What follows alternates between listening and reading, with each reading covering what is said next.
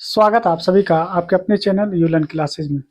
आज के वीडियो में हम लोग देखेंगे क्लास 10 के बच्चे जो बिहार बोर्ड के एग्ज़ाम देने वाले बच्चे हैं उनके लिए मैथ। और मैथ में देखेंगे कि जो पहला चैप्टर रियल नंबर है, रियल नंबर, इस चैप्टर को लेकर आ जाए हैं और इस चैप्टर के जो सवाल होते हैं उस सवालों को बताएंगे। और आपको ये बता दें कि अब तक अगर रियल नंबर में आप कुछ नहीं जानते, यानी रियल नंबर आपको बनाने में आपको समझ में नहीं आता है कि रियल नंबर होता क्या है, कैसे बनाया जाता है, तो आज के इस वीडियो को देखने के बाद आपका टेंशन खत्म हो जाएगा। और साथ ही साथ रियल नंबर के सारे सवाल को आप लगाना सीख जाएंगे बहुत ही बेहतर तरीके से और बेसिक तरीके से। आप लोगों के लिए आज का वीडियो रहेगा और आपको बेसिक तरीके से समझाया जाएगा। तो मेरे चैनल में यानी बने रहें, यानी इस वीडियो को शुरू से अंत तक जरूर देखेंगे, क्योंकि हम बेसिक के साथ आपको जो है एडवांस लेवल भी बताएंगे और बिल्कुल ही बेसिक तरीके से बताएंगे। तो बस आप आज बैठकर केवल देखते रहें, उसके बाद फिर एक एक सवालों को आप खुद से यानी लगाना शुरू करेंगे। आइए देखिए, सबसे पहली बात यहाँ पर अगर हम देखें तो कुछ है ना, यहाँ पे भूमिका देख लेते हैं। सबसे पहली बात तो यहाँ पे देखिए, इस चैप्टर में जब आप रियल नंबर के चैप्टर को आप जब सॉल्व करते हैं, जब इस चैप्टर के अंदर आते हैं तो आपको यूक्लिड विभाजन प्रमेय मिलेगा। ठीक है, यूक्लिड विभाजन प्रमेय मिलेगा। इसके अंदर आपको करना क्या है, यानी इसके अंदर आपको छोटी मोटी दो चार बात आपको जाननी है। अगर आप ये बात जान गए तो फिर आप आसानी से यानी सवालों को है ना पहचान जाएंगे। सबसे पहली बात, अगर आपको भाग देने के लिए आता है, भाग लगाने के लिए जानते हैं, तो फिर आप समझिए कि आप बेहतर कर पाएंगे, इस चैप्टर को बेहतर से समझ पाएंगे। जैसे एक अगर हम यहाँ पे एग्जाम्पल लेते हैं, एक उदाहरण लेते हैं, तो देखिए अगर 3 से भाग लगाते हैं यानी 7 में, देखिए 3 और 7 दिया है, केवल 2 नंबर दिया गया है। क्या है, केवल 2 नंबर दिया गया है। आप इस 2 नंबर से भाग करने के बाद हमको 2 नंबर और मिलता है। कौन नंबर मिलता है, तो देखिए अगर हम 2 से यहाँ पे डिवाइड कर रहे हैं यानी 3 से डिवाइड कर रहे हैं तो 2 बार में आप डिवाइड करेंगे और 2 बार में डिवाइड होने के बाद आपके सामने देखिए रेस्ट कुछ बचेगा। बचा क्या आपके सामने यहाँ पे आ गया 1। और ये जो 2 देख रहे हैं ये 2 नया नंबर है, यानी 3 और 7 आपको दिया था और जब आप इस भाग के प्रोसेस को आगे बढ़ाते हैं तो एक 2 मिलता है और 1 मिलता है, ये 2 नया नंबर मिला। अब देखिए इसी चीज को यूक्लिड ने क्या कहा था, यानी एक थ्योरम है इसके अंदर कि जब 2 धन है ना, धन पूर्णांक संख्या दिया रहने पर है ना, अगर 2 धन पूर्णांक दिया गया रहता है तब हम जो है उसके अंदर 2 यानी पूर्णांक और आपको जो है उसी में विद्यमान रहता है, यानी जो कि एक कोसेंट के रूप में रहता है और एक जो है आपको जो है रिमाइंडर के रूप में रहता है। ये निकालने के लिए हम लोग जानेंगे। साथ ही साथ देखिए इसको कहा क्या जाता है, इसको कहा जाता है भाज्य। इसको क्या कहा जाता है, इसको कहा जाता है भाज है ना, भाजक कहा जाता है। इसको क्या कहा जाता है, इसको भाजक कहा जाता है। और ये जो देख रहे हैं इसको भागफल कहते हैं। क्या कहते हैं, भागफल कहते हैं। ये आप छोटा छोटा बात आप लोग पहले से जानते होंगे। और ये जो बच गया था इसी को शेष कहते हैं। इसको क्या कहते हैं, शेष कहते हैं। इसका एक फॉर्मूला भी होता है कि भाज्य बराबर में है ना, भाज्य बराबर में यहाँ पे होता है भाजक गुना भागफल, भागफल और जोड़ में यानी शेष होता है। क्या होता है, जोड़ में शेष होता है। ये आपका क्या होता है, एक फॉर्मूला होता है। इसी फॉर्मूले को आगे चलकर देखेंगे कि यूक्लिड साहब क्या बोले थे। यूक्लिड साहब ये बोले थे कि ये जो 3 से भाग दे रहे हैं, ये जो 3 से भाग दिए 7 में, यहाँ पे जो आपको 2 आ गया, यहाँ पे जो आपको रेस्ट में 1 आया, इसी 3 को बी कहा, इस 3 को बी कहा है ना, 7 को ए कहा, ये जो 2 है इसको क्यू कहा और इसको जो है आर कहा। यानी इसी को क्या बोले, वो ए बराबर में बी क्यू प्लस में आर। अब बी क्या है, ए क्या है, ए आपका भाज्य है। देखिए ये भाज्य के रूप में है, यहाँ पे देखेंगे ये भाजक के रूप में है और ये भागफल के रूप में और ये शेषफल के रूप में है। तो यानी ए बराबर में बी क्यू प्लस में आर, ये कौन बोले थे, यूक्लिड साहब बोले थे। साथ ही साथ आप देखेंगे जब हम यहाँ पे 3 से, यहाँ ध्यान दीजिए फिर से हम एक बार समझा रहे हैं, ये बेसिक तरीके से आपको बता रहे हैं, इसलिए थोड़ा सा आप पेशेंस रखेंगे, आपको सारी चीज हम बताएंगे बड़े इत्मीनान से बताएंगे। ध्यान दीजिए यहाँ पे ध्यान दीजिए, बस इतना हमको हटा लेना। देखिए अब यहाँ पे अगर हम क्या किए थे, 3 से भाग लगाए थे 7 में, तो आपका जो शेषफल आया था, क्या आया था, शेषफल यहाँ पे 1 आया था। अगर हम ऐसा कर देते कि 2 से भाग देते 4 में, तो आपको भागफल तो आपको 2 मिलता और शेषफल कितना मिलता, 0 मिलता। तो यहाँ पे ये कहा गया कि ये जो भाजक है, ये जो आपका भाजक है, ये जो आपका शेष है, ये जो शेष है, ये जो आपका भाजक है और ये जो आपका ये भाजक है, ठीक है, ये जो आपका शेष है, ठीक है, शेष है। अब शेष जो होता है, शेषफल जो होता है, शेषफल, ये शेषफल हमेशा जो होता है, हमेशा ध्यान रखेंगे, हमेशा ध्यान रखेंगे कि ये जो होता है भाजक से छोटा होता है। भाजक से क्या होता है, भाजक से छोटा होता है, भाजक से क्या होता है, छोटा होता है। देखिए क्योंकि एक है तो देखिए भाजक से छोटा है कि नहीं, भाजक 3 है, शेषफल 1 है, तो भाजक क्या होता है, भाजक बड़ा होता है किससे, शेष से, या आप ये कह सकते हैं शेष छोटा होता है भाजक से। यहाँ भी अगर देखेंगे तो यहाँ पे भाजक आपका 2 है, शेष यहाँ पे देखेंगे तो 0 है, तो हम कह सकते हैं कि हमारा जो भाजक है ये भाजक बड़ा है, जिसके तरफ मुंह खुल गया वो बड़ा, और जिसके तरफ मुंह यानी बंद है वो छोटा हो गया। तो यानी हमेशा याद रखेंगे कि भाजक जो होता है शेषफल से क्या होता है, शेषफल से हमेशा बड़ा होता है, या शेषफल जो होता है भाजक से हमेशा छोटा होता है। साथ ही साथ अगर आप यहाँ पे देखें हमारा शेषफल क्या आ सकता है, शेषफल जो होता है भाजक से छोटा अगर होता है, तो भाजक अगर यहाँ पे 3 है तो शेष आपका या तो 0 हो सकता है, या 1 हो सकता है, या 2 हो सकता है। यहाँ पर अगर देखेंगे तो यहाँ पे 0 आ गया, या 1 भी हो सकता था, ये होता है यानी इसका नियम। अब आइए जैसे जैसे हम लोग सवाल में आगे बढ़ेंगे, और जो सवाल आएगा उस पर कौन से कॉन्सेप्ट लगेंगे, सारे कॉन्सेप्ट के साथ आपको सवाल को हल करते हुए आगे निकल जाएंगे। ठीक है, बस ये इत्मीनान से आपको देखना है। देखिए यहाँ पे कहा जा रहा है कि निम्नलिखित में कौन से सबसे, है ना, छोटी प्राकृत संख्या है। तो सबसे पहली बात तो आप समझ लीजिए कि प्राकृत संख्या होता क्या है। प्राकृत संख्या के बारे में जब भी बात करेगा तो इसका मतलब है नेचुरल नंबर, इसको इंग्लिश में कहते हैं नेचुरल नंबर। क्या कहते हैं, नेचुरल नंबर, नेचुरल नंबर। तो नेचुरल नंबर के बारे में जब भी हम बात करेंगे तो नेचुरल नंबर क्या होता है, गिनती की नंबर को हम लोग नेचुरल नंबर कहते हैं। क्या कहते हैं, गिनती की संख्या को, है ना, तो नेचुरल नंबर कहा जाता है। तो इस तरह की जो नंबर होगा उसको नेचुरल नंबर कहते हैं। तो गिनती की सबसे छोटी संख्या जो होता है देखिए 1 होता है, यानी प्राकृतिक संख्या सबसे छोटा क्या होता है, 1 होता है। तो हमारा ऑप्शन यानी सी यहाँ पे बिल्कुल दुरुस्त हो जाएगा। क्या हो जाएगा, सी बिल्कुल दुरुस्त हो जाएगा। ठीक है, अब चलिए बढ़ते हैं आगे और अगले सवाल को देखते हैं। ठीक है, अगले सवाल को देखते हैं। अगला सवाल देखिए, अगला सवाल यहाँ पे कहता है कि 2 यानी ये 2 नंबर में कहता है कि √12 का जो है परिमेयकरण का गुणांक बताइए। देखिए होता क्या है, ये है रूट। ठीक है, रूट, इसको स्क्वायर रूट कहते हैं। क्या कहते हैं, स्क्वायर रूट। स्क्वायर रूट का मतलब ये है कि इसके अंदर कोई भी नंबर अगर 2 बार आ जाए, सेम नंबर अगर 2 बार आ जाए तो ये बाहर आ जाएगा, इससे एक जो होगा बाहर आ जाएगा। ठीक है, क्या हो जाएगा, एक बाहर आ जाएगा। अगर आप नहीं जानते तो बता दे फिर से। जैसे रूट के अंदर यहाँ पे देखिए 16 और फिर गुना में 16 है, तो इसका मतलब 2 है, यहाँ पे पेयर बन गया है, तो एक 16 रूट से बाहर निकल जाएगा। समझ रहे हैं, ऐसे समझिए कि ये क्या है, जेल खाना है। जेल खाने के अंदर अगर एक ही शक्ल का 2 व्यक्ति आ जाए, एक ही शक्ल का 2 व्यक्ति आ जाए, तो एक व्यक्ति यहाँ से बाहर निकल जाता है। ठीक है, यहाँ पे अगर देखा जाए रूट के अंदर यानी 17 है, फिर यहाँ पे गुना में 17 है, तो एक 17 बाहर आ जाएगा। अगर हम कह दें कि इसके अंदर में एक 17 है और एक 18 है, तो फिर कोई बाहर नहीं आएगा। क्यों, क्योंकि ये दोनों में से किसी का यानी शक्ल एक जैसा नहीं है। हाँ, अगर इसमें अगर कोई शक्ल एक जैसा छुपा हुआ है, जैसे 17 और यहाँ पे देखेंगे, यहाँ पे कहेंगे 3 गुना 3 9 और 9 दूना 18। देखिए तो यहाँ पे ये दोनों एक जैसा शक्ल वाला है, तो एक बाहर आ जाएगा, √3 बाहर आ जाएगा, लेकिन इसके अंदर क्या रह जाएगा, 17 और यानी 3 रह जाएगा।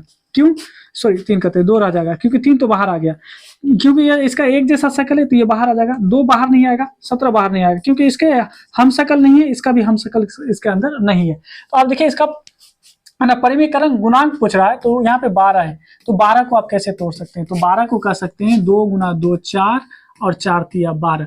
तो जिसका एक जैसा शक्ल है वो तो बाहर आ जाएगा, लेकिन जिसका शक्ल नहीं मिला यानी उसका हम शक्ल नहीं है, तो वो रूट के अंदर ही रह जाएगा। और यहाँ पे देखेंगे कि इसका आंसर जो हो जाएगा ऑप्शन डी हो जाएगा। ठीक है, आइए अगले सवाल को देखते हैं। अगला सवाल अगर देखा जाए तो यहाँ पे देखेंगे कि अगला सवाल क्या कर रहा है, सवाल नंबर 3। ठीक है, सवाल नंबर 3 अगर देखेंगे तो कहता है कि 45 और 60 का मोसो पूछा है। बहुत ही इजी तरीके से बताएंगे अगर आप मोसो नहीं जानते हैं तो। देखिए पहले तो आपको ये बताएंगे कि आप यहाँ पे अगर हम 45 और 60 का निकालना चाहे तो आप ऐसे भी इसका अभाज्य गुणनखंड के द्वारा भी निकाल सकते हैं। यहाँ पे अगर लगाएंगे तो आप देख सकते हैं कि इस तरह से आप कह सकते हैं कि ये 45 को हम कैसे लिख सकते हैं, तो यहाँ पे कहेंगे 5 गुना 3 गुना 3, आप ऐसे कह सकते हैं। और यहाँ पे 60 है, 60 को कैसे कह सकते हैं, तो अगर हम 5 से लगा दे तो 12 × 60, अगर 3 से लगा दे तो 3 चौके 12 और 2 गुना 2 यानी 4 हो जाएगा। ठीक है, इस तरह से।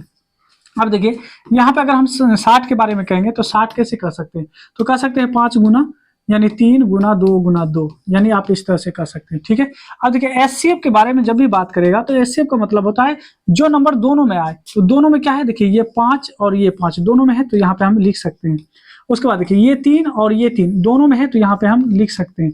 अब देखिए ये 3 इसमें है, लेकिन इसमें अब नहीं है, नहीं लेंगे। इसमें 2 है, इसमें 2 नहीं है, नहीं लेंगे। बस इसको मल्टीप्लाई कर दीजिए, 5 × 15, आपका एचसीएफ 15 हो जाएगा, जो कि ऑप्शन नंबर डी में दिया गया।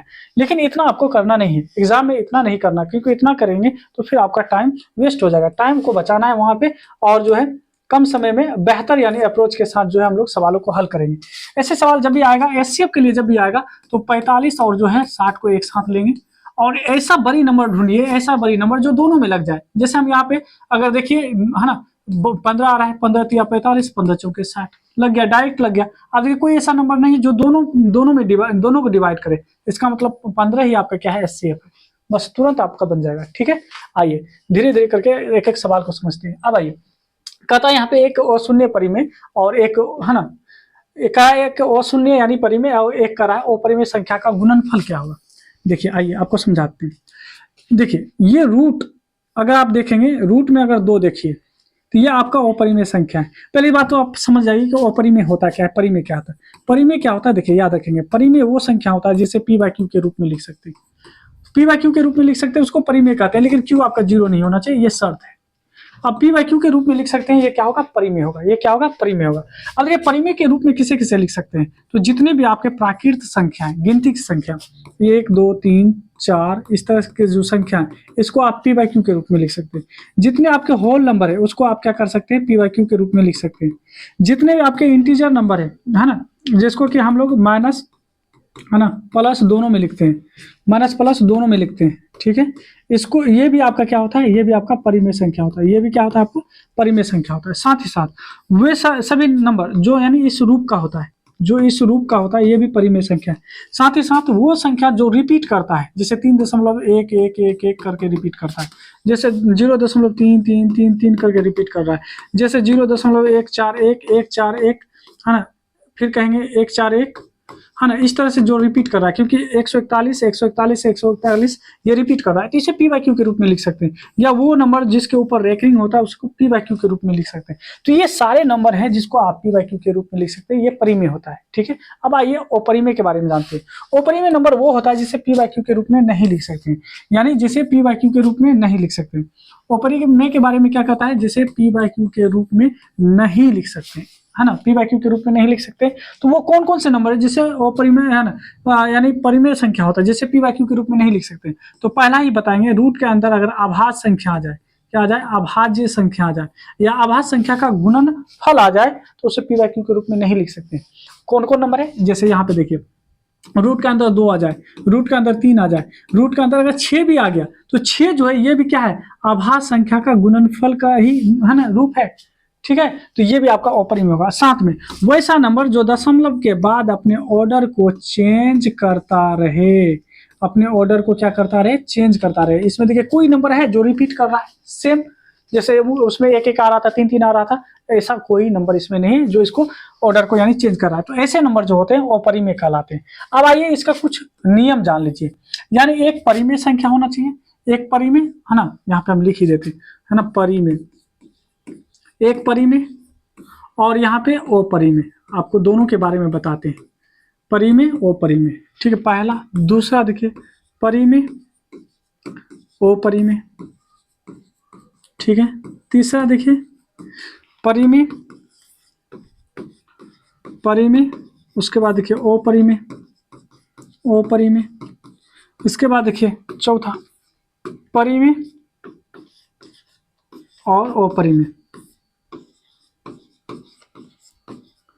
ठीक है, अब देखिए अगर कह दे कि दोनों का जोड़, या कह दे दोनों का घटाव, या कहेगा दोनों का गुणनफल, या दोनों का भागफल, अगर कह दे, तो हर एक सूरत में इसका जो रिजल्ट बनेगा, इसका जो रिजल्ट बनेगा, याद रखिएगा ये कैसा रिजल्ट बनेगा, ये आपको क्या देगा, ये हमेशा आपको अपरिमेय संख्या देगा। क्या देगा, अपरिमेय संख्या देगा।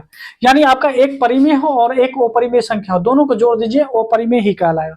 परिमेय संख्या में से अपरिमेय संख्या को घटा लें, या अपरिमेय संख्या में से परिमेय संख्या को घटा लें, फिर भी आपको अपरिमेय संख्या ही देगा। परिमेय में अपरिमेय संख्या का गुना भी कर देंगे तो आपको हमेशा अपरिमेय, हमेशा याद रखना है, हमेशा ही देगा, ऐसा नहीं कि कभी कभी, हमेशा देगा। और यहाँ परिमेय में आप अपरिमेय संख्या से भाग देंगे फिर भी आपको हमेशा अपरिमेय देगा। तो यहाँ क्या कर रहा है, गुणनफल कर रहा है, तो हमेशा क्या देगा आपको, हमेशा अपरिमेय संख्या देगा, जो कि ऑप्शन नंबर आपको क्या चीज में दिया गया, ऑप्शन नंबर यानी बी में दिया गया है। ठीक है, उम्मीद करते हैं कि आप इस चीज को समझ चुके होंगे। अब आइए अगले सवाल को देखते हैं। सवाल नंबर हम लोग देखते हैं 5। कहता है यहाँ पे यूक्लिड विभाजन एल्गोरिथम 2 धनात्मक पूर्णांकों में है ना पूर्णांकों के निम्न में से किसके, है ना, किसे यानी परिकलित करने के लिए यानी करने का ये तकनीक है। तो याद रखेंगे कि जब भी हम यूक्लिड का यूज करते हैं, यूक्लिड विभाजन, है ना, एल्गोरिथम विभाजन एल्गोरिथम का हम लोग उपयोग करेंगे। इनका जो उपयोग किया जाता है केवल और केवल किसके लिए किया जाता है, तो एचसीएफ ज्ञात करने के लिए। क्या चीज, एचसीएफ ज्ञात करने के लिए, एचसीएफ ज्ञात करने के लिए किया जाता है। और एचसीएफ का मतलब क्या होता है, मोसो यानी महत्तम समापवर्तक। हमेशा किसके लिए किया जाता है, महत्तम समापवर्तक ज्ञात करने के लिए किया जाता है। ऑप्शन आपका जो होगा बी बिल्कुल सही होगा। अगला सवाल देखिए, कहता है यदि P एक धनात्मक पूर्णांक है तो धनात्मक यानी सम पूर्णांक का स्वरूप क्या होगा। आइए इनके बारे में जानते हैं। देखिए सबसे पहली बात तो अगर हम देखें अंक के बारे में, तो हमारे पास अंक जो होते हैं टोटल 10 होते हैं। कौन होता है, 0, 1, 2, 3, 4, 5, 6, 7, 8 और 9, बस इतना ही। इसके बाद कोई अंक नहीं है। इन्हीं अंकों के मदद से हम लोग क्या करते हैं, तो हम लोग जो है संख्या बनाते हैं। अब देखिए किसी भी संख्या का इकाई अंक, इकाई यानी लास्ट में सबसे अंतिम अंक अगर 0, 2, 4, 6, 8 आ जाएगा, इसी को कहते हैं सम संख्या। क्या कहते हैं, सम संख्या। और किसी भी नंबर के अंत में अगर 1, 3, 5, 7, 9 आ जाएगा, तो इसी को कहते हैं हम लोग विषम संख्या। क्या कहते हैं, विषम संख्या कहते हैं। अब देखिए क्योंकि यहाँ पे कहा है कि सम संख्या का स्वरूप क्या होगा। सम संख्या का स्वरूप ये हो सकता है कि कोई भी नंबर अगर सम संख्या के रूप में है, तो वो जो होगा 2m, है ना, प्लस में। देखिए सम के लिए या तो यहाँ पे 0 होगा, या यहाँ पे आपका 2 होगा, या यहाँ पे 4 होगा, या 6 होगा, या फिर 8 होगा। याद रखेंगे 2m प्लस या तो 0 या 2 या 4 या 6 या 8। ये 2 की जगह पे आपका 4 भी आ सकता है, इस 2 की जगह पे 6 भी आ सकता है, ये 2 की जगह पे 8 भी आ सकता है। अगर इस रूप का है तो वो सम कहलाएगा। ये क्या कहलाएगा, सम कहलाएगा। विषम के लिए क्या है, 2m तो होगा ही होगा, 2 की जगह पे 4 भी हो सकता है, 6 भी हो सकता है, 8 भी हो सकता है। लेकिन यहाँ पे क्या होगा, या तो 1 होगा, या 3 होगा, या 5 होगा, या 7 होगा, या 9 होगा। अगर इस रूप में से होगा तो ये आपका विषम कहलाएगा। क्या कहलाएगा, विषम कहलाएगा। अब हमसे पूछा क्या है, सम पूछा है, तो सम वाले में से इसमें से कोई होगा। 2m प्लस में समथिंग होगा। तो देखिए 2m, यहाँ देखिए इसमें 2m नहीं है, यानी m की जगह पे एबीसीडी में कुछ भी हो सकता है, एबीसीडी में कुछ भी हो सकता है। हम 2m आपको लिए हैं, यानी यहाँ देखिए m की जगह पे लिया है, ये इसमें भी नहीं, इसमें है, लेकिन लास्ट में 1 लगा हुआ तो वो विषम हो जाएगा। तो विषम तो पूछा नहीं, सम बोला, क्योंकि ये देखिए किस रूप का है, 2p प्लस में 0 के रूप का है। 0 को अगर आप ऐड करते हैं तो आपको 2p ही मिलेगा, यानी p की जगह पर अगर m भी दे देता तो कोई फर्क की बात नहीं था। इस तरह से कहते और ये आपका हो जाता। ठीक है, तो पहला ऑप्शन इसका बिल्कुल सही हो गया। अब आगे बढ़ते हैं और चीजों को समझते हैं। अगला देखिए, अब करा है इसमें प्रत्येक धन विषम पूर्णांक के लिए। अब देखिए विषम पूर्णांक अभी जस्ट बताए थे, विषम के लिए क्या है, तो विषम के लिए देखिए हम अभी जस्ट बताए थे कि विषम में आप क्या कर सकते हैं, 2m प्लस या तो 1 होगा, 3 होगा, 5 होगा, 7 होगा, या 9 होगा। लेकिन यहाँ पे देखेंगे क्या दिया गया है, तो देखेंगे इसमें नहीं है 2 के यानी 6 तो है, लेकिन लास्ट में 1 है ना, या 3, 5 इसमें से कुछ नहीं है, इसमें ये भी नहीं होगा। ये देखिए इसमें 2 दिया है तो सम हो गया। सम के बारे में बात नहीं कर रहा है, विषम के बारे में बात कर रहा है। तो देखिए 2p प्लस 1 के रूप में है, क्योंकि अभी बताया था आपको कि 2m प्लस 1 रहेगा तो विषम होगा, या 2m प्लस 3 रहेगा विषम होगा, 2m प्लस 5 रहेगा तो विषम रहेगा, 2m प्लस 7 रहेगा तो विषम होगा, 2m 9 होगा तो विषम होगा। ठीक है, तो यहाँ पे देखिए 1 दिया है तो हमारा विषम ये हो जाएगा। आइए अगला सवाल देखिए। अब आइए यहां से, यानी ये जो है ऑब्जेक्टिव सवाल से अब हम लोग सब्जेक्टिव सवाल में आ गए, लेकिन आपको अभी सब्जेक्टिव सवाल नहीं बताएंगे, अभी बताएंगे ऑब्जेक्टिव सवाल। फिर एक अलग वीडियो लाएंगे जिसमें आपको सब्जेक्टिव सवाल यानी आपको उसमें बताएंगे। ठीक है, तो ये आपके सब्जेक्टिव सवाल है। ठीक है, सब्जेक्टिव सवाल अभी नहीं बताएंगे, अभी आपको ऑब्जेक्टिव सवाल बताएंगे। आइए यह अंक गणित के आधारभूत प्रमेय पे आप आइए थोड़ा सा बात करते हैं, है ना। अंक गणित के आधारभूत प्रमेय में हम लोग क्या क्या सीखने वाले हैं। अंक गणित के आधारभूत प्रमेय में कहा गया कि कोई भी भाज्य संख्या, जो भाज्य संख्या, सबसे पहली बात तो भाज्य संख्या जान लीजिए। भाज्य संख्या किसको कहते हैं, जिसका मोर देन 2 फैक्टर होता है, मोर देन, है ना, 2 फैक्टर। ठीक है, मोर देन 2 फैक्टर यानी वैसा नंबर जिसका 2 से अधिक गुणनखंड होता है, या वैसा नंबर जिसमें 2 से अधिक नंबर से भाग लग जाए। ठीक है, जैसे अगर हम कहते हैं 4, तो 4 में देखिए 1 से भी भाग लगेगा, 2 से भी भाग लगेगा, और यहाँ पे 4 से भी भाग लग जाएगा। अगर हम 6 की बात करेंगे, 1 से भाग लगा सकते हैं, 2 से भाग लगा सकते हैं, 3 से भाग लगा सकते हैं, 6 से भाग लगा सकते हैं। तो जिसमें 2 से अधिक नंबर से भाग लग जाता है उसी को भाज्य संख्या कहते हैं। और भाज्य संख्या जो शुरू होता है वो 4 से शुरू होता है, 4, है ना, उसके बाद 6, 8, 9, 10, 12, है ना, 12, 14, 15, इस तरह से ये बढ़ेगा। ठीक है, ध्यान देंगे।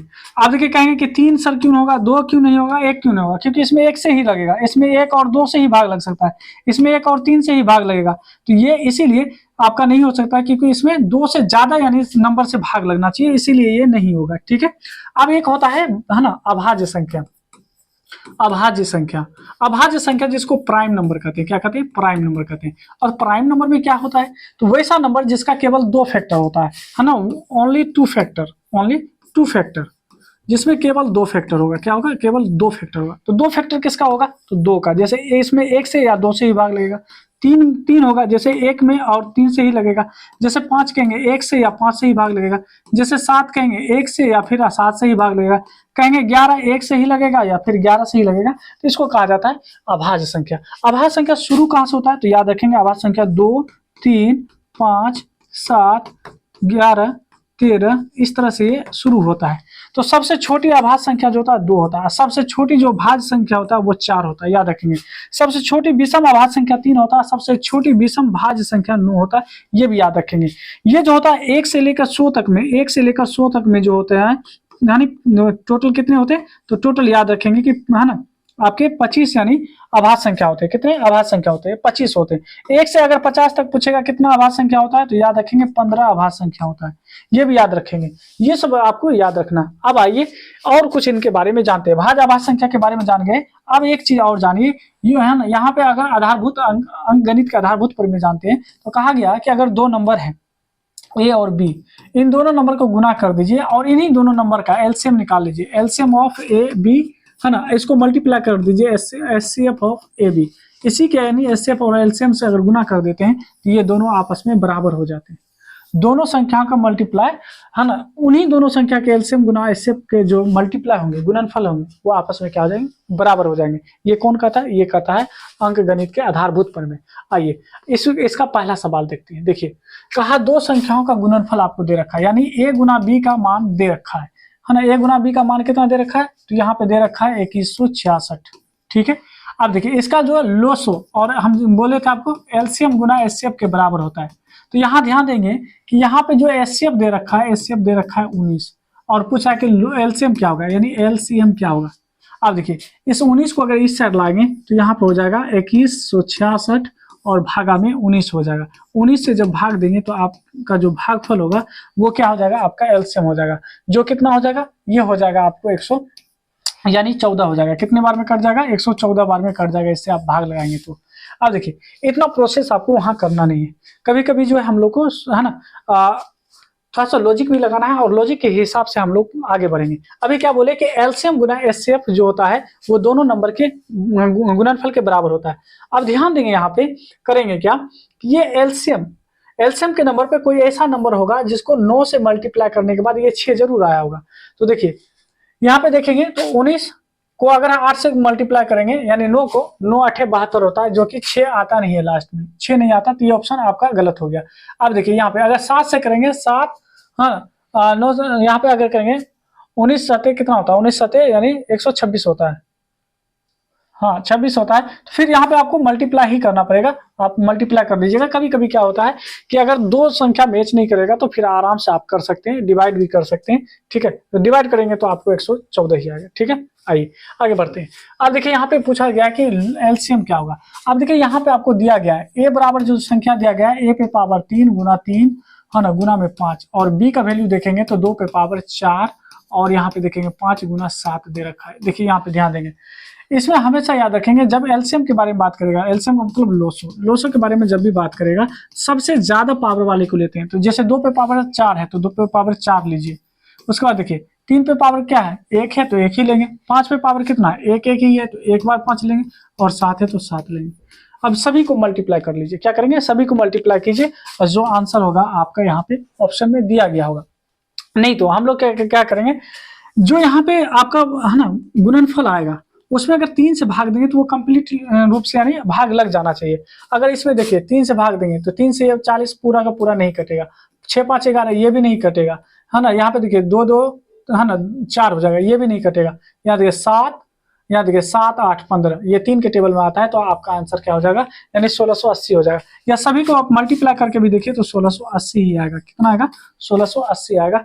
ठीक है, देखिए अब बढ़ते हैं हम लोग अगले सवाल को। ये सवाल बनाइए, फटाफट बनाइए। तो आइए अगला सवाल देखिए, ये सवाल अभी जस्ट बताए थे कि विषम पूर्णांक के बारे में जब भी कहेगा तो 2m है ना, प्लस में या तो 1 होगा या 3 होगा या 5 होगा या 7 होगा या यहाँ पे 9 होगा, यही बताए थे ना। अब आइए देखिए किस रूप में है। देखिए अगर यहाँ पे अगर आपको 2 नहीं दिया है तो 2 के मल्टीपल होगा, 4 हो सकता है, 6 हो सकता है, 8 हो सकता है। तो यहाँ पे दिया क्या, तो 4 दिया, कोई दिक्कत की बात नहीं। लास्ट में हमको 1 चाहिए या 3 चाहिए या 5 चाहिए या 7 या 9 चाहिए, तो देखिए 1 यहाँ पे दिया गया, हमारा आंसर ऑप्शन जो होगा सी हो जाएगा। ये हम आपको पहले बता चुके हैं। आइए अब आगे देखिए, अभी जस्ट बताए थे वैसी नंबर जो अपने ऑर्डर को चेंज ना करे, जो अपने ऑर्डर को चेंज करता रहे, अपने ऑर्डर को चेंज करता रहे, यानी एक जैसे नंबर रिपीट नहीं होते हैं, वो आपका अपरिमेय संख्या होता है। यहाँ देखिए, यानी 1 के बाद 3 आया, 1 फिर 1 आ गया। अगर ये रिपीट करता तो 1 के बाद 3 फिर 1 के बाद 3 आता, लेकिन यहाँ देखिए अपने नंबर को यानी चेंज करता जा रहा है। 1 के बाद 3 फिर 1 1 आ गया, फिर आया 3, 1 1 1 फिर आया 3, यानी ये अपने ऑर्डर को चेंज करता जा रहा है। जब ऑर्डर को चेंज करता चला जाएगा तो वो आपका अपरिमेय संख्या हो जाएगा। परिमेय संख्या तब होता जब वो एक जैसे नंबर को ही लेके चलता है, जैसे 2 दशमलव यहाँ पे 2.13 1 3 1 3 1 3, यानी सेम नंबर को रिपीट करता तब परिमेय होता।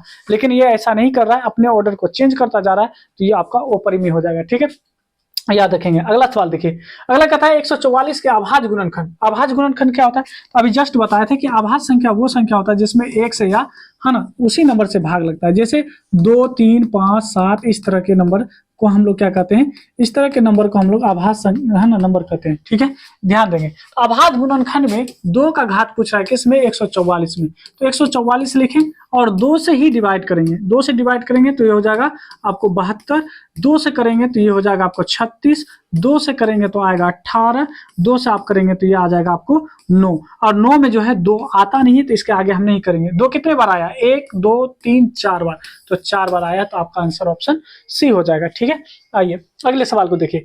कहता है कि ए और बी अभाज्य संख्या है ना, तो ए और बी का जो है लोसो क्या होगा। याद रखेंगे, अगर दो नंबर और दोनों नंबर आपका अभाज्य नंबर हो, क्या हो, अभाज्य संख्या हो, क्या हो, अभाज्य संख्या हो। तो अभाज्य संख्या अगर ए भी है और बी भी है, तो इसका जो एलसीएम होगा ए गुना बी कर देने पर मिलेगा, ए बी मिल जाएगा। ए गुना बी करने पर आपका एलसीएम हो जाएगा। और एचसीएफ की बात जब भी करेगा तो इसका हमेशा 1 होता है, किनके लिए, अभाज्य संख्या के लिए। तो देखिए एलसीएम पूछा है तो ए गुना बी कहाँ है, ऑप्शन नंबर सी में, आपका बिल्कुल सही हो जाएगा। ऐसे नहीं समझे तो ए के जगह पे 3 मान लीजिए और बी के जगह पे 5 मान लीजिए, या 7 भी ले सकते हैं। दोनों का एलसीएम निकालेंगे तो दोनों को मल्टीप्लाई करने पे ही आपको मिलेगा 15।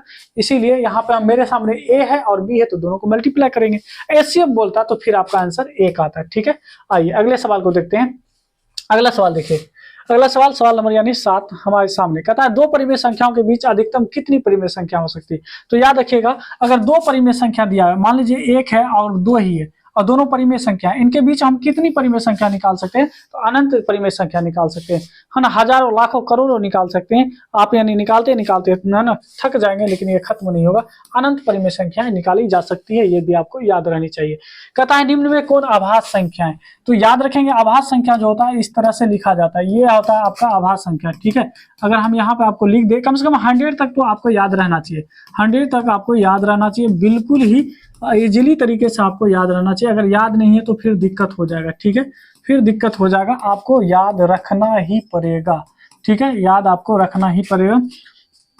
उसके बाद आप देखेंगे यहाँ पे क्या क्या हो सकता है। ठीक है, ये नहीं होगा, यहाँ पे हो जाएगा 71 73, है ना, बिल्कुल आपको याद रखना पड़ेगा।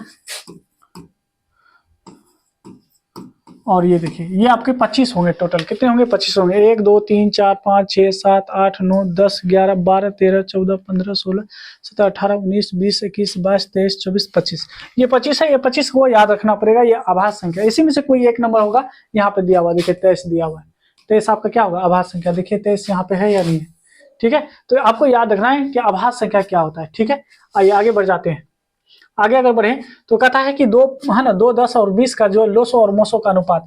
तो आप देखिए, जब लोसो और मोसो बोले तो डायरेक्ट सभी नंबर को लिखिए और बड़ी नंबर ऐसा ढूंढिए जो सभी में भाग लग जाए, ऐसा नंबर ढूंढो जो सब में लग जाए। तो 2 ही ऐसा है, एक में भी लगेगा, ये यानी 2 एक बार में लगेगा, ये 5 बार में, ये 10 बार में। अब जो आप अगर इसमें देखेंगे तो इसमें नहीं लगेगा, इन दोनों में लग सकता है। तो केवल और केवल 2 ऐसा संख्या जो सब में लग गया तो ये आपका एचसीएफ हो गया। तो एचसीएफ बराबर में तो डायरेक्ट आपको 2 हो गया। यहाँ पे देखेंगे और लग सकता है 5 है, तो 5 इकाई 5 और 5 दूना 10। अब इस सभी को मल्टीप्लाई करेंगे तो एलसीएम निकलेगा। तो एलसीएम कितना निकल गया, 2 गुना 5 10, 10 दूना 20, एलसीएम निकल गया 20। अब देखिए अनुपात मांग रहा है, पहले क्या बोला है एलसीएम, एलसीएम है 20 तो 20 दे दीजिए। उसके बाद मोसो कितना है, मोसो अगर देखेंगे तो मोसो यानी एचसीएफ आ गया 2। आप काट सकते हैं, 2 इकाई 2 और 10 दूना 20। तो यहाँ पे आपका आंसर हो जाएगा यानी 10:1 हो जाएगा, जो कि ऑप्शन नंबर बी में दिया गया है। आइए अगला सवाल देखते हैं। कहता है यदि आपको यहाँ पे 65 तथा 117 का मोसो दे रखा है तो फिर करा एम का मान बताइए। अच्छा ये बताइए, अगर हम 100 यानी 65 और 100 अगर 17 का एचसीएफ निकालें तो क्या निकलेगा। तो 65 अगर यहाँ पे देखेंगे 65 और 117 का अगर मोसो निकाले, ऐसा नंबर ढूंढो जो सभी में लग जाए। तो 13 से लगाएंगे, 13 पचे 65 और 13 नमा 117, ये आपका 117 है। तो इसका मतलब है एचसीएफ हमारे सामने क्या निकल के आया, एचसीएफ निकल के आया 13। यहाँ पे 13 मेरा एचसीएफ है, लेकिन ये करा नहीं, एचसीएफ जो है हमारा कितना है 65 एम और माइनस में 117 है। कोई दिक्कत की बात नहीं, 117 को इस साइड लाएंगे तो ये हो जाएगा प्लस में 117 बराबर में 65 एम हो जाएगा। अब इन दोनों को जोड़ेंगे तो हो जाएगा 100 यानी 30 हो जाएगा। अब 65 को इस साइड लाएंगे तो भाग बन जाएगा बराबर में एम, और 65 दूना कितना होता है 130 होता है, यानी एम का वैल्यू कितना आ गया 2 आ गया, जो कि ऑप्शन नंबर यानी बी में दिया गया था। बहुत ही आसान सवाल है, आप आसानी से बना सकते हैं। अब आइए यहाँ पे कहा था सबसे छोटी भाज्य संख्या, सबसे छोटी भाज्य संख्या 4 बताए थे, सबसे छोटी आभाज्य संख्या इनके बारे में 2 बताए थे। इसका मोसो बोल रहा है, तो 4 और 2 का मोसो, ऐसी नंबर ढूंढिए जो सब में लग जाए। तो 2 ही ऐसा नंबर है जो दोनों में लग जाएगा, यानी आपका जो आंसर हो जाएगा एचसीएफ कितना आ गया 2, जो कि ऑप्शन नंबर यानी क्या किस में दिया गया है, बी में दिया गया है। ठीक है, आइए अगला देखिए। 96 का अभाज्य गुणनखंड कर रहा है, किसका 96 का अभाज्य गुणनखंड देखें तो 2 से लगाएंगे तो ये हो जाएगा आपको 4 दूना 8, 8 दूना 16, 2 से लगाएंगे 24 दूना 48, 2 से लगाएंगे 12 दूना 24, ठीक है, 2 से लगाएंगे 6 दूना 12, 2 से लगाएंगे 2 तिया 6। तो देखिए आभाज्य गुणनखंड में 3 आएगा, 1 3 पे पावर 1, 3 कहाँ पे 3 पे पावर 1, इस ऑप्शन में यही आपका हो जाएगा। नहीं तो करके देख लीजिए 1 2 3 4 5, 2 पे पावर 5 और 3 कितने बार आया, 1 बार आया, ऑप्शन नंबर यानी सी आपका बिल्कुल सही हो जाएगा। ठीक है, आइए इसको एक और है ना अप्रोच से आप लगा सकते हैं। अगर आप इतना नहीं करना चाहते, आप चाहते हैं कि हम जल्दी से निकाल पाए, तो 96 में पहले 3 से ही लगा दीजिए। तो कहेंगे 3 तिया 9 और 3 दूना 6। आप देखिए इसमें जो है 3 आएगा ही नहीं, क्योंकि 3 के टेबल में है ही नहीं। 3 कितने बार आया है, 1 बार। देखिए किस ऑप्शन में 1 बार आया, बस आपका वो ऑप्शन सही हो जाएगा। आगे कुछ करने की जरूरत नहीं है ना, समय भी बच जाएगा और आगे आप इसे बना भी पाएंगे। अगला देखें, कहता है 2 संख्याओं का गुणनफल आपको दे रखा है कितना 86 70। इनमें से जो एचसीएफ है यानी एलसीएम, पहले तो एलसीएम गुना एचसीएफ होता है, तो एचसीएफ कितना गया 17 इधर लाएंगे तो भाग लग जाएगा। अब यह हम ऐसे भी कर सकते हैं कि एलसीएम के जगह पे ऐसा नंबर ढूंढिए जो कि इससे 7 से मल्टीप्लाई करने के बाद 0 दे। तो 0 7 को 2 से गुना करेंगे तो 14 होगा, 0 दे नहीं सकता है। 5 से करेंगे 7 5 35, 0 दे नहीं सकता है। 7 से करेंगे 7 गुना 7 49, 0 नहीं दे सकता है।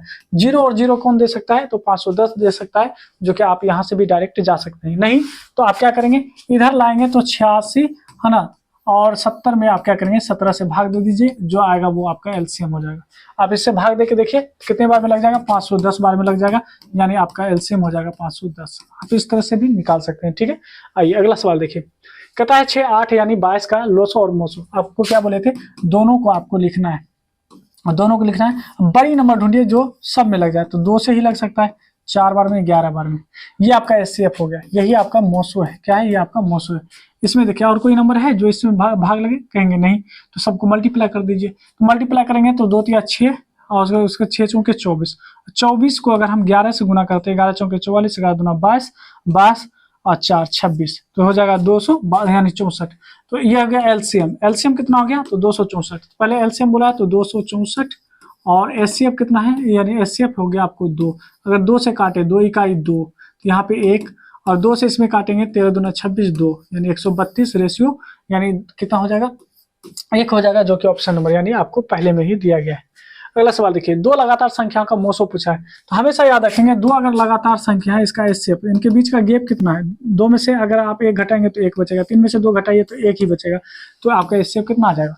ये आपको याद ही रखना है कि दो लगातार संख्या का एचसीएफ जो होता है एक होता है, ये आपको याद रख लेना है, ठीक है। आगे आइए, 500 यानी कहने का मतलब जो है 5000 है ना, 5005 के कितने अभाज्य गुणनखंड है, 5005 में, ठीक है। 5005 में अगर देखेंगे तो 5 से ही लगा दीजिए, तो एक बार में 001, ठीक है। अब देखिए अगर इसमें देखेंगे तो इसमें क्या कर सकते हैं, 11 से अगर लगाएंगे तो 11 9 99, 11 इकाई 11, और उसके बाद 13 से लगा दीजिए, 13 7 91, तो कितना निकल गया, तो कहेंगे 5 गुना 7 गुना 11 गुना 13, कितना गुणनखंड है, तो 1 2 3 4, तो 4 है, तो ऑप्शन यानी आपका बी बिल्कुल सही हो जाएगा, ठीक है। बी क्या हो जाएगा, बिल्कुल सही हो जाएगा। ये सवाल फटाफट बनाइए, तो फटाफट इस सवाल का जवाब क्या होगा, देखिए दो आभाज्य संख्या दिया है, इसमें क्या दिया है, दो आभाज्य संख्या पी भी और क्यू क्या आभाज्य संख्या है, तो एचसीएफ कितना होगा, एक होगा, जो अभी हम जस्ट यानी पीछे बताए थे। अब दो संख्या है ए और बी, यानी ए की जगह पे ए और बी की जगह पे 18, इसका एलसीएम कितना है 36, एलसीएम कितना है 36, एचसीएफ कितना है 2, तो बताइए ए का वैल्यू क्या होगा, तो आप कहेंगे 18 दूना 36, तो कहेंगे 2 गुना 2 4, क्या हो जाएगा 4 हो जाएगा। ऑप्शन यानी सी आपका बिल्कुल सही हो जाएगा। आइए अगला सवाल देखिए, इसमें भी क्या करना है, लोसो और मोसो का यहाँ पे रेशियो पूछा है, अनुपात पूछा है, 5 है 15 और 20 है, ऐसा नंबर ढूंढिए जो सब में भाग ले जाए, तो 5 से सभी में लगेगा, ये 5 3 बार में और यहाँ पे 4 बार में, ये हो गया आपका एचसीएफ, यानी मोसो हो गया 5, लोसो कितना होगा, तो 5 दिया 15, 15 चौके 60, आप इसे काट दें, 5 इकाई 5 और 5 12 पंचे 60, तो 12 रेशियो क्या हो जाएगा, एक होगा, 12 रेशियो 1 किस ऑप्शन में, तो यहाँ पे देखेंगे डी में। अगला देखेंगे, अगला देखें तो सबसे छोटी आभाज्य संख्या और सबसे छोटी भाज्य संख्या, सबसे छोटी आभाज्य संख्या जो होता है वो 2 होता है, और सबसे छोटी आभाज्य संख्या जो होता है, सॉरी भाज्य संख्या, जो अभाज्य में 2, भाज्य में होता है 4, भाज्य में क्या होता है 4 होता है, भाज्य में आता है 4 का गुणनफल, तो गुना कर दीजिए, 4 गुना 8, किस ऑप्शन में, ऑप्शन नंबर यानी सी में। आइए आगे देखिए, कहता है कौन आभाज्य संख्या, तो आभाज्य संख्या के लिए अभी आपको बताए थे कि 29 इसमें आभाज्य संख्या हो जाएगा, क्यों, क्योंकि 29 में 1 से या 29 से ही लगेगा, इसमें तो देखेंगे 1 से लगेगा, 5 से लगेगा, 25 से भी भाग लग जाएगा, इसमें 1 से लगेगा, 2 से लगेगा, 4 से लगेगा, यानी 4 से लगेगा, 8 से भाग लग जाएगा, 16 से भी भाग लगेगा, इसमें देखेंगे 1 से लगेगा, 3 से लगेगा, 5 से लगेगा, उसके बाद 15 से भी भाग लग जाएगा, इसीलिए यह आभाज्य संख्या नहीं होगा, आभाज्य संख्या पहला ही नंबर होगा। आइए कहता है किसी पूर्णांक m के लिए सम के लिए बताए थे कि 2m होना चाहिए, 2m होगा, यानी 2m और प्लस में या तो 0 होगा, 2 होगा, 4 होगा, 6 होगा या 8 होगा, तो देखिए 2m यहाँ पे अगर देखेंगे तो 2m यही होगा, देखिए लास्ट में एक है, नहीं हो सकता है, नहीं हो सकता, इसमें 2 नहीं है, इसीलिए ये भी नहीं हो सकता है, कभी कभी बच्चे इसमें आके फंस जाते हैं, तो ऑप्शन आपका सी ही आंसर सही होगा। आइए अगला सवाल देखिए, ये सवाल देखेंगे, इस सवाल में क्या कर रहा है, यदि प्रथम यानी 13,986 आभाज्य संख्या का योग n है, यानी 2 3 5 इस तरह का जो आभाज्य संख्या है कितने, 13,986 है ना, यानी आभाज्य संख्या को जोड़ेंगे तो योगफल n आ जाएगा, यानी 2 जोड़ n, यानी देखिए 3 जोड़ 5, यानी क्या हो जाएगा 5, इस तरह से कितने, अगर हम 13,986 को अगर ऐड करते हैं तो इसका योगफल n आएगा, क्या आएगा, n आएगा। जैसे हम कह दें कि 2 जोड़ 3 जोड़ 5 इसका योगफल कितना आएगा, तो आप कहेंगे कि इसका योगफल 10 आएगा। इसी प्रकार से सभी आभाज्य संख्याओं को जोड़ा है, कितना आभाज्य संख्या है 13,900, यानी 86 आभाज्य संख्या को जोड़ा तब जाके n आया। तो कह रहा है कि इसमें किस नंबर से, ये जो 3 नंबर दिया गया है इसमें से कौन ऐसा नंबर है जिससे भाग लगाएंगे तो वो कट जाएगा, n कट जाएगा पूर्ण रूप से। तो पहले आप ये जान लीजिए, अगर इसमें से 2 निकाल कर हम रख ले, अगर हम यहाँ से 2 निकाल के हम रख लिए, यहाँ से 2 हट गया, तो अब हमारे सामने 3 बच गया, 5 बच गया, 7 बच गया, इस तरह से यानी जोड़ेंगे कहाँ तक इस तरह से जोड़ेंगे, तो इस तरह से हम जोड़ पाएंगे कितना, क्योंकि 86 में से एक हम निकाल दिए तो 13,985 आभाज्य संख्या होगा, और इसको जोड़ेंगे तब हमारा जो होगा क्या होगा, यानी n, और इनमें से अभी हम 2 को निकाल चुके हैं, 2 को निकाल चुके हैं, इस पे आपको फोकस नहीं करना, इस पे आपको फोकस नहीं करना।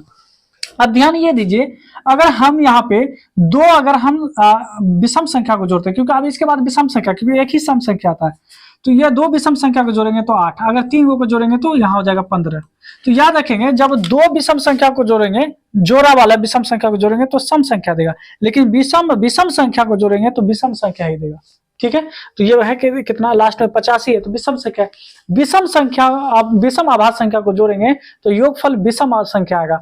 अब विषम संख्या में अगर हम 2 जोड़ देंगे, जैसे मान लीजिए कि 7 है, 7 में जो 2 जोड़िए तो ये भी विषम ही आएगा। अगर हम यहाँ पे 11 है, 11 में अगर हम 2 जोड़ देंगे तो 13 ही आएगा। तो अच्छी ये बताइए, विषम संख्या में अगर हम सम संख्या को इंक्लूड करेंगे तो विषम संख्या आएगा। क्या विषम संख्या को सम संख्या भाग लगा पाएगा? नहीं, नहीं, नहीं लगा पाएगा। ऑप्शन यहाँ पे डी हम लोग का बिल्कुल सही हो जाएगा। ठीक है, आइए अगला सवाल देखिए। सबसे छोटी पूर्ण वर्ग है ना, पूर्ण वर्ग यानी कौन सा होगा? तो इसका एचसीएफ निकाल लीजिए, सॉरी एलसीएम निकाल लीजिए, है ना। यहाँ पे क्या करेंगे, इसका एलसीएम निकाल लेंगे। एलसीएम कैसे निकालेंगे? आराम से निकाल लीजिए, है ना। 2 से लगाएंगे 8 बार में, 2 से लगाएंगे 10 बार में, 2 से लगाएंगे 12 बार में, 2 से लगाइए 4 बार में, 2 से लगाएंगे 5 बार में, 2 से लगाएंगे 6 बार में, फिर 2 से लगाइए, 2 से लगाएंगे 2 बार में, 2 से लगाएंगे 3 बार में। सबको गुना कर दीजिए, 2 दूना 4 दूना 8, 8 दूना 16, 16 पंचे 80, 80 तिया 240। ऑप्शन क्या हो जाएगा? यहाँ पे आपका डी हो जाएगा। आइए इसका देखिए, इसमें कहा है दो संख्या का लघुत्तम समापवर्तक जो है ना, लघुत्तम जो है, लघुत्तम है ना, महत्तम समापवर्तक का यानी एचसीएफ का जो है 14 गुना है, 14 गुना है। फिर कह रहा है कि लोसो और मोसो का जोड़ यानी एलसीएम और एचसीएफ का जो जोड़ है वो कितना दे रखा है? वो दे रखा है 600। तो बताइए, एक संख्या आपको दे रखा है तो दूसरी संख्या बताइए। अच्छा ये बताइए, ये इस एलसीएम की जगह पे 14 एचसीएफ लिख सकते हैं? कहेंगे हाँ बिल्कुल लिख सकते हैं 14 एचसीएफ, और ये प्लस में एक एचसीएफ पहले से है ना, एक एचसीएफ बराबर में 600। अब बताइए 14 में एक जोड़ेंगे कितना? 15, 15 एचसीएफ बराबर में कितना? कहेंगे 600। और यहाँ पे 15 से अगर 600 में अगर डिवाइड करते हैं तो ये 40 बार में कट जाएगा। एचसीएफ बराबर कितना निकल गया? एचसीएफ बराबर निकल गया 40। इस 40 को यहाँ पर रख दीजिए। 40 को अगर हम यहाँ 14 से गुना करेंगे तो 14 चौके 56 यानी 540 हो गया, सॉरी 60 हो गया। अब बताइए, हम जानते हैं कि दो संख्याओं का गुणनफल एलसीएम गुना एचसीएफ के बराबर होता है, ये बात हम लोग जानते हैं। एक संख्या आपको 280 दे रखा है, दूसरी संख्या हमको निकालना है, एलसीएम 560 आया है, एचसीएफ जो है आपको 40 आया है। तो बताइए क्या होगा? देखिए अगर हम काटे यहाँ से तो 56 दूना 100, सॉरी 280 दूना होता है 560, तो बी बराबर क्या हो जाएगा? 40 दूना 80, क्या हो जाएगा? 80 हो जाएगा, जो कि ऑप्शन नंबर यानी बी में दिया गया था। ठीक है, आगे आइए 26 नंबर में देखेंगे तो यहाँ पे कहता है कि यहाँ इसका महत्तम समापवर्तक, महत्तम समापवर्तक जब भी कहेगा तो सबसे कम पावर वाला देखिए, एक्स पे पावर 1 है और वाई पे भी पावर 1 है, तो एक्स पे कहाँ पे एक पावर वाला, तो वो ढूंढ लीजिए। यानी अगर एचसीएफ कहेगा तो कम पावर वाला ढूंढना है, अगर कम पावर वाला ढूंढेंगे तो आपका एचसीएफ निकल जाएगा। ठीक है, यहाँ पे आप इस तरह से देख सकते हैं। आगे देखिए, आगे बढ़ते हैं और देखेंगे क्या चीज 27 नंबर में कहता है √10 गुना √15, √10 गुना √15। तो यहाँ पे √10 गुना √15 अगर करेंगे तो √5 गुना √2 कर सकते हैं 10 के लिए, और 15 के लिए क्या कर सकते हैं? 15 के लिए तो 15 के लिए √3 गुना √5 कर सकते हैं। देखिए रूट कट जाएगा क्योंकि ये दोनों सेम है, तो 5 बाहर और 3 दूना 6 अंदर, है ना। तो 5 √6 कहाँ है? 5 √6 ऑप्शन नंबर ए में दिया गया। आगे देखेंगे, यानी ये हो चुका है, ये भी हो गया। अब 28 नंबर देखते हैं, 64 का वर्गमूल। तो 64 का वर्गमूल और क्या है? 64 के घनमूल, 64 के घनमूल। तो देखिए वर्गमूल में क्या होता है? 8 गुना 8 64, और ये होगा 16 गुना 16, यानी 4 गुना 4 गुना है ना 4, ये हो जाएगा 64 घनमूल में। ये हो जाएगा 8 गुना 8 यानी आपका 64 होगा। तो वर्गमूल निकलेगा 8, घनमूल निकलेगा 4, घन निकलेगा 4, 4 दूना 8, तो आपका आंसर हो जाएगा 2, जो कि ऑप्शन नंबर यानी बी में दिया गया। अगला सवाल देखेंगे, कहता है एक वृत्ताकार पथ पर जो है 3 धावक जो है एक ही स्थान से दौड़ना प्रारंभ करते हैं, तो एक चक्कर लगाने में क्रम से 1 घंटा, 3 घंटा, 5 घंटा और का समय लगता है, तो तीनों को प्रस्थान बिंदु पर पुनः मिलने में कितना समय लगेगा? तो इनके लिए आपको कुछ नहीं करना है, बस आपको एलसीएम निकाल लेना है। क्या कर लेना है? एलसीएम। इस सबको देखिए सभी आभाज्य संख्या गुना कर लीजिए, 3 × 5 = 15, तो आपका आंसर 15 घंटा हो जाएगा। ठीक है, आगे आइए, इसमें भी आपको वही बात है, 3 घंटा दिया है, 4 घंटा दिया है और 8 घंटा दिया है। इसका एलसीएम निकालिए, 2 से लगाएंगे 3 का 3, 2 दूना 4, 4 दूना 8, 2 से लगाएंगे तो 3 का 3, 2 इकाई 2, 2 दूना 4, आप गुना कर लीजिए, 2 दूना 4, 4 तिया 12, 12 दूना 24, 24 घंटा हो जाएगा। ठीक है, आगे आइए, इसमें देखेंगे ये भी सेम है, यानी 2 घंटा, 4 घंटा, 6 घंटा, 2 4 6। अब इसमें 2 से अगर लगाएंगे तो कहेंगे 2 इकाई 2, 2 दूना 4, 2 तिया 6, गुना कर लीजिए, 2 दूना 4, 4 तिया 12, आपका 12 घंटा हो जाएगा। ठीक है, आगे देखेंगे, यहाँ पे कह रहा है कि किसी धनात्मक है ना पूर्णांक, यहाँ पे कह रहा है कि ए और बी के लिए है ना, मोसो गुना लोसो किन के बराबर होता है। तो अभी जस्ट बताए थे कि एलसीएम गुना एचसीएफ जो होता है दो संख्याओं के गुणनफल के बराबर होता है, दो संख्याओं के गुणनफल के बराबर होता है, ए गुना बी। ठीक है, आगे आइए। यहाँ पे कहा है 64 के अभाज्य गुणनखंड, क्या हो जाएगा यहाँ पे अभाज्य गुणनखंड में दो का, तो दो निकालिए 64 के अभाज्य गुणनखंड में, 32 16, ठीक है, फिर लगाएंगे 2 8, फिर लगाएंगे 2 4, फिर लगाएंगे 2, फिर आएगा 2, कितने बार आया 2, ये देखिए 1 2 3 4 5 6, तो 2 पे पावर 6 यानी 6 आंसर हो जाएगा। कितना आ जाएगा 6 हो जाएगा। अगला सवाल देखिए, अगला सवाल क्या है, आइए देखिए। फिर आभाज्य संख्या का मोसो बोला है, तो आभाज्य संख्या का मोसो एक होता है जो कि हम आपको बता चुके हैं। आइए 18 72 का एचसीएफ क्या होगा, तो 18 और 72 का, तो हम ऐसा नंबर लेंगे जो सब में लग जाए, तो 18 का ये 18, 18 चौके 72, आंसर आपका 18 हो जाएगा। एचसीएफ निकालेगा ये सरलतम तरीका है, बहुत ही ईजी तरीका, आप ऐसे निकालेंगे तो तुरंत आप निकाल सकते हैं। ठीक है, आइए 156 के दो है ना, गुणनखंड में कहा है 2 का घातांक, तो 156 में 2 से ही भाग लगाएंगे, 7 दूना 14, 8 दूना 16, 2 से लगाएंगे, और 2 तिया 6 और 9 दूना 18, यानी 2 बार ही आया। कितने बार आया है, 2 बार, बस 2, क्योंकि 39 में 2 नहीं आएगा। ठीक है, आगे देखिए, यहाँ पे कह रहा है कि मोसो है ना गुना लोसो बटे में ए बी। अभी हम बताए थे ए गुना बी बराबर में एलसीएम गुना एचसीएफ होता है, ये बात हम लोग जानते हैं। अच्छा ये बताइए, इसमें अगर 1 से गुना कर दे तो कोई फर्क पड़ेगा, कोई फर्क नहीं पड़ेगा, तो एक रहने दीजिए, एलसीएम गुना एचसीएफ, और ए बी को जैसे यहाँ भेजेंगे तो क्या ए गुना बी नहीं हो जाएगा, और ए बी को ए बी कहेंगे तो किसके बराबर हो गया, 1 के बराबर, आंसर आपका क्या हो जाएगा, 1 हो जाएगा। ठीक है, आइए कहता है कौन सा आभाज्य संख्या है, सआभाज्य संख्या का मतलब होता है जिनके बीच केवल एक, यानी कहने का मतलब जो है एस से पे एक आता हो। तो यहाँ पर अगर देखेंगे तो किसके साथ आ सकता है, यहाँ 21 21 चौके 84, तो ये नहीं होगा, 13 चौके 52, ये भी नहीं होगा, और यहाँ होगा 14, यानी 7 दूना 14, 7 पचे 35, ये भी नहीं होगा। तो यानी आपका क्या हो जाएगा 18 और 25 होगा। 18 और 25 का अगर मोसो निकालेंगे तो 1 आएगा, इसीलिए ये आपका आभाज्य संख्या कहलाएगा। कहता निम्नलिखित में कौन यौगिक संख्या है, यौगिक संख्या का मतलब है कि जिसका 2 से ज्यादा फैक्टर होता है। यहाँ पहली बात 41 का 2 से ज्यादा फैक्टर नहीं है, 31 का 2 से ज्यादा फैक्टर नहीं है, 11 का नहीं है, यहाँ पे बी हो जाएगा, क्योंकि इसमें 1 से भी लगेगा, 3 से भी लगेगा, 7 से भी लगेगा, और 21 से भी भाग लग जाएगा।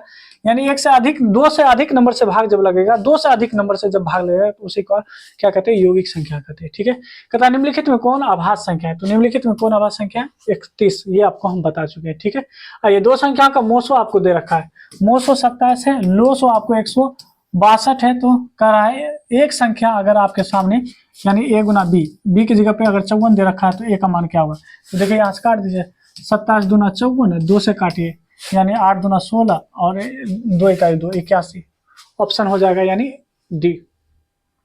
कहता है यहाँ पे 12 15 और 21 का, तो 12 15 21 का मोसो 12 15 21, ऐसे नंबर उठाइए जो सब में भाग लगे, तो 3 से लगा दीजिए, 3 चौके 12, 3 पचे 15, 3 7 21, यानी और कोई नंबर नहीं, यानी 3 आपका मोसो हो जाएगा, है ना, 3 हो जाएगा मोसो।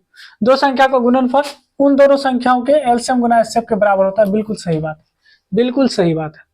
आगे कहता है सबसे छोटी आभाज्य संख्या, सबसे छोटी आभाज्य संख्या क्या होता है, 2 होता है, जो कि आपको बता चुके हैं।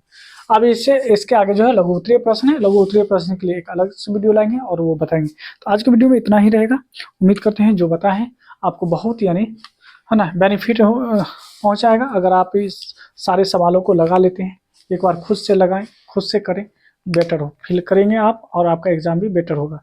तो मिलते हैं नेक्स्ट वीडियो में, तब तक आप हमारे चैनल से जुड़े रहें। अगर चैनल को सब्सक्राइब नहीं किए, चैनल को सब्सक्राइब कर लें और वीडियो को लाइक जरूर करेंगे। मिलते हैं नेक्स्ट वीडियो में।